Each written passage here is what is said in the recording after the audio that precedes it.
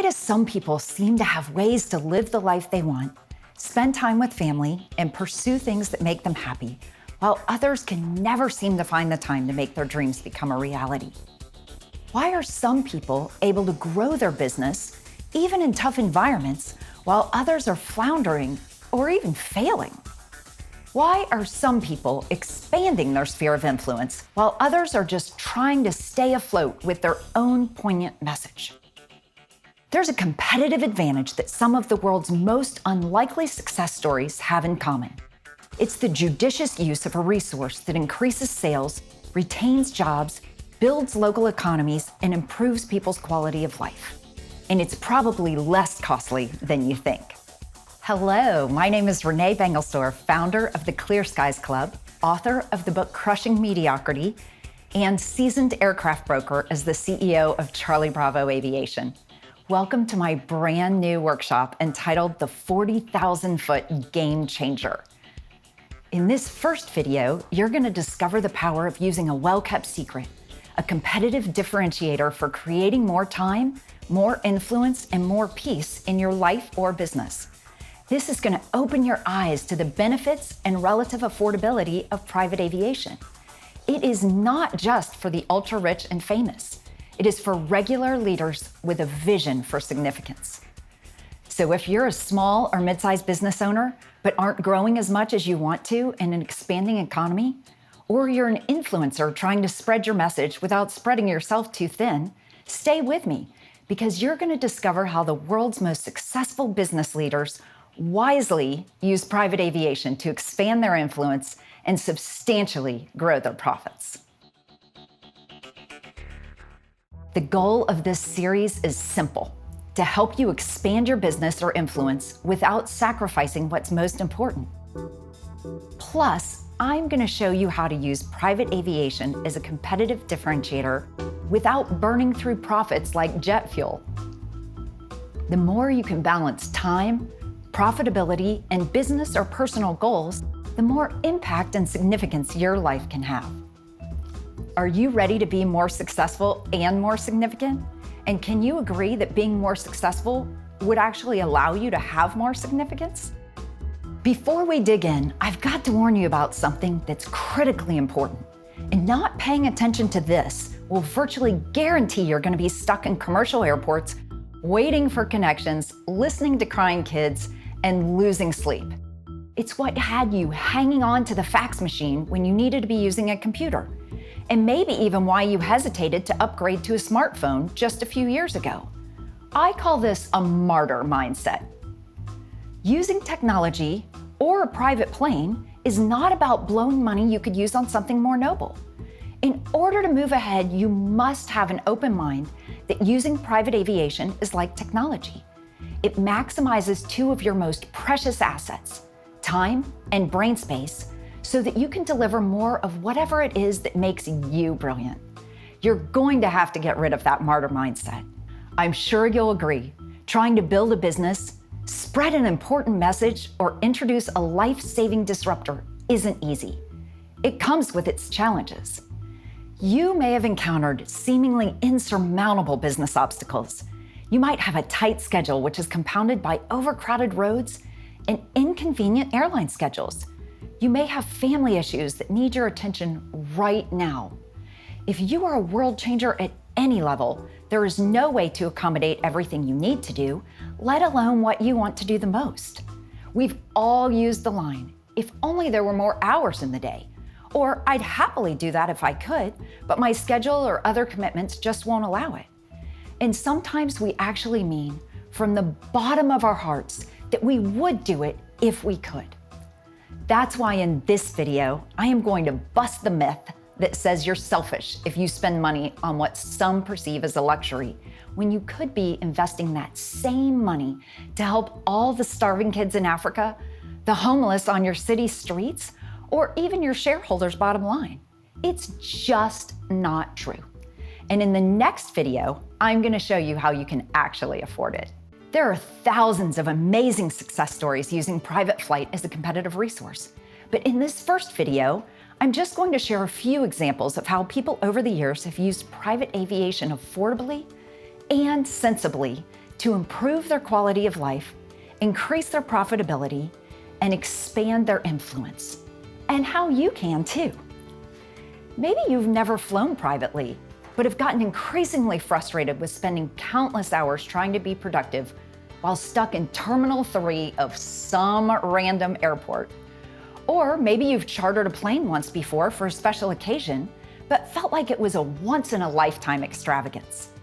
You could even be a regular user of private aviation, wanting to make sure you've considered all the ever-changing options. If any of those scenarios sound like you, you're in the right place.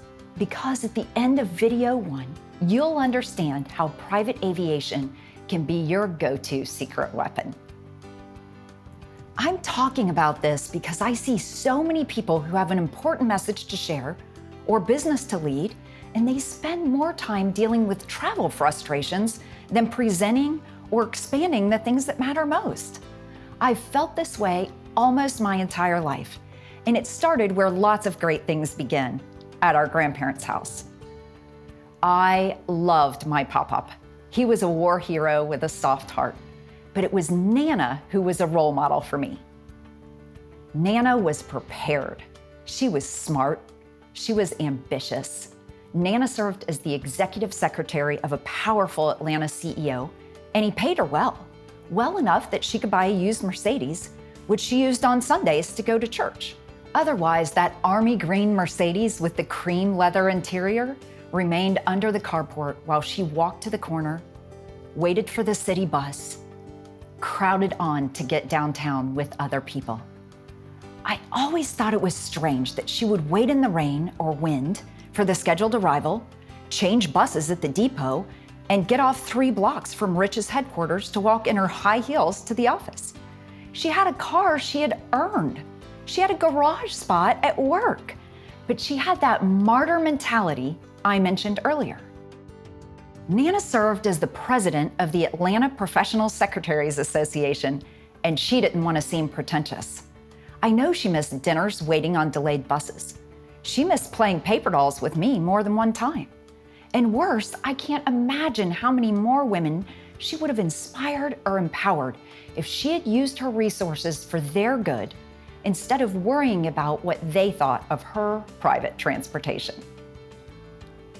I wonder the same thing about successful and important people today who have but do not use the resources that would enable them to be better leaders, more involved with their families, or more engaged in their communities. They may have the resources to change the world or empower someone who will, but they hold back for fear that they also will look pretentious. I'm a strong believer that the most innovative ideas come when people have the time and a conducive environment in which to think. The most successful and significant businesses evolve from efficient processes that value and amplify the top producers' contributions. We are always looking for the latest time savers and ignoring the one that's sitting on the tarmac, underutilized. I often meet small or mid-sized business owners who are handicapped by being on the road an inordinate amount of time. They book a flight with a connection because it's cheaper, or they fly in the night before a meeting and sleep poorly in an unfamiliar hotel bed because they don't want a chance being late and losing the business. I also meet executives or influencers who book a charter flight at the last minute and pay a premium when they just have to be there because they didn't have a private aviation plan in place before the crisis arose. It doesn't have to be that way. Private aviation is a tool, and after watching highly successful people use it as a competitive advantage to expand their influence for decades, I think you could too. If you didn't have a story to tell, a game to win, or a business to expand, you would be leaving a legacy of mediocrity instead of watching this video. You want to know more. You need to know how you can crush it this year and do more than ever before. Today's competitive landscape is changing fast. Being in the right place at the right time is more important than ever. Warren Buffett, chairman and CEO of Berkshire Hathaway and self-made billionaire, believes it made a huge difference in his ability to grow his companies. "You will never see eye to eye if you never meet face to face," he said in a campaign called No Plane, No Gain. In fact, he believes in the importance of private aviation so much that in 1998, he bought NetJets, the most innovative company in the business of operating private aircraft at that time. I find interesting that both of our 2016 presidential candidates agree with Buffett in the power of face-to-face meetings. In a 2012 Condé Nast article highlighting a 19,000-mile round-the-world trip as U.S. Secretary of State, Hillary Clinton said, "People actually expect you to show up, to make the effort and demonstrate the respect, to sit across the table and look eye to eye. It reflects a commitment to the relationship that you cannot get from sending an email or doing a video conference." In the same time frame, Donald Trump was interviewed about the benefits of business travel. He answered, "Nothing beats personal interaction. It's the best way to build a rapport, and that can only enhance business performance." Trump's use of private aviation may well have been the key to his successful presidential election. I met his Boeing 757 flight crew when they came to Austin a few months before votes were cast. One of the pilots had a counter on his phone. It was 77 days to the election, 77 more days of the crazy flying schedule that crisscrossed the country, landing in an average of 3 cities a day. A number of experts have observed that those trips provided the face-to-face interaction with hundreds of thousands of Americans whose votes swung the election in favor of the underdog. Another self-made American billionaire, Sam Walton, used private aviation to build the Walmart empire. His first plane was a 2-seater air coupe that cost $1,850, but it revolutionized his fledgling business. In his autobiography, Walton says that once he took to the air, he caught store fever. He began expanding geographically. There's no question whatsoever that we could not have done what we did back then if I had not had airplanes. I bought that first plane for business, to travel between the stores and keep in touch with what was going on. But once we really started rolling out the stores, the airplane turned into a great tool for scouting real estate. We were probably 10 years ahead of most other retailers in scouting locations from the air, and we got a lot of great ones that way. From up in the air, we could check out traffic flows, see which ways cities and towns were growing, and evaluate the location of the competition, if there was any. Today, Walmart operates one of the largest fleets of private jets anywhere in the world.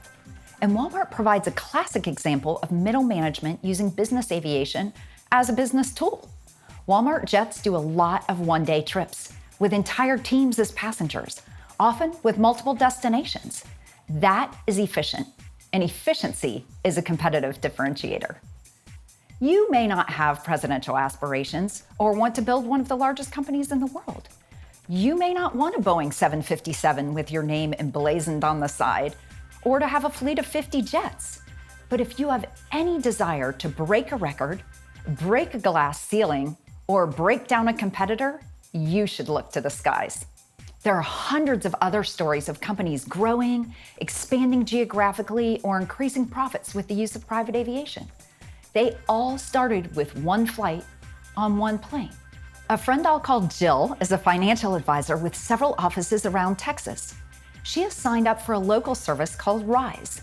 For a fixed monthly price, less than her previous travel budget, she can take unlimited flights on a King Air 350 that flies 60 scheduled trips per week between Austin, Dallas, and Houston. Not only does she arrive minutes before her flight at the private terminal and land at her destination more relaxed, Jill also meets really interesting people on board the flights. She's a financial advisor. The other passengers are also executives. I'm not going to give away her secrets, but you can surely connect the dots. It is not rocket science here. By now, you should be clear that private aviation is a competitive differentiator, and the limitations are largely in your mind. You know it can help you spread your message or grow your business, but how do you budget and plan for it? That's exactly what my friend Sharon asked me recently. She's an author, speaker, and entrepreneurial coach. She makes quite a few trips between her Scottsdale home and her ranch 3 hours away. Plus, she frequently travels to speaking engagements or conferences, often arriving the day before she needs to be there, so nothing is left to chance. With a grandbaby on the way, Sharon wants to spend less time traveling. She needs a plan. Hands down, this is the most important key to anyone's expanding sphere of influence. If you can't budget for it and justify the expense, you won't be any better off, and you won't be able to sustain its use. Who wants to say, "Oh yeah, I decided I didn't like flying privately that much. I prefer public transportation, so I switched back to Delta. In fact, I even fly coach so I can get to know new people really well." How do you know what you can afford and plan for it? That's what I'm going to show you in video number 2. Plus, there are a lot of options available that don't require a big commitment. We'll review some of the top choices to get you airborne in that next video. And I'll reveal the advice I gave my friend Sharon, because I sure couldn't talk one of the world's top financial literacy experts into buying a plane right now. I'll have to work on her for a while. In the meantime, if you have a story about how private aviation has helped you close a deal, deliver a message, or save jobs, please leave a comment below. Conversely, if you have lost a deal, missed a critical meeting or deadline because of the limitations of public transportation, feel free to tell us about that also. We all have those stories. I'll look forward to reading them. See you in the next video.